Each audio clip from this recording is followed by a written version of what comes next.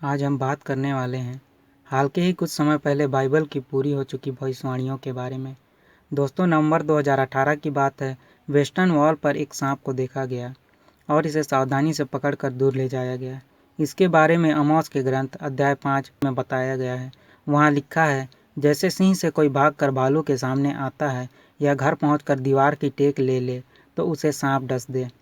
आप सब जानते हैं कि यहूदियों को इजराइल से बेदखल करके निकाल दिया गया और जब वे वापस आए तो सिर्फ मंदिर की दीवार मिली, जहां वे रो रो कर प्रार्थना करते हैं कि वहां फिर से परमेश्वर का तीसरा मंदिर बन जाए, और उस दीवार पर हाथ रखकर उसे चूमकर और कुछ लोग टेक लगाकर घंटों प्रार्थना करते हैं। फिर जुलाई 2018 में ही प्रार्थना के दौरान एक बहुत बड़ा पत्थर वेस्टर्न वॉल के पास महिलाओं के प्रार्थना करने के लिए बने सेक्शन में गिरा, जिसमें एक महिला बाल बाल बच गई। इस बारे में मत्ती अध्याय 21 में पद 42 से 45 में लिखा है। ईसा ने उनसे कहा, क्या तुम लोगों ने धर्मग्रंथ में कभी यह नहीं पढ़ा, कारीगरों ने जिस पत्थर को बेकार समझकर निकाल दिया था वही कोने का पत्थर बन गया है। यह प्रभु का कार्य है, पर हमारी दृष्टि में अपूर्व है। इसलिए मैं तुम लोगों से कहता हूँ, स्वर्ग का राज्य तुमसे ले लिया जाएगा और ऐसे राष्ट्रों को दे दिया जाएगा जो इसका उचित फल उत्पन्न करेगा। जो इस पत्थर पर गिरेगा वह चूर चूर हो जाएगा, और जिस पर वह पत्थर गिरेगा उसको पीस डालेगा।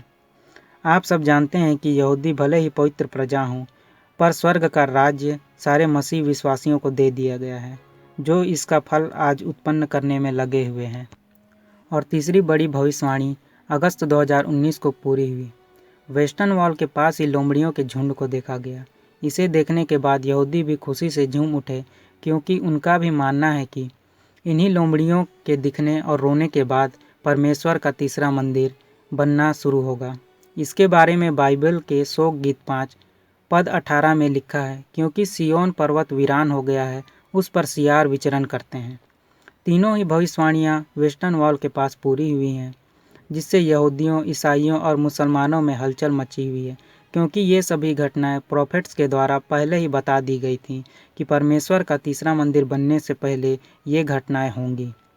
आपको यह भी मालूम होगा कि इजराइल में ही डेड सी है, जो अपने खारेपन के लिए प्रसिद्ध है। वह इतना खारा है कि वहाँ किसी भी प्रकार का जीवन नहीं पाया जाता, यहाँ तक कि वनस्पति भी नहीं उगती है।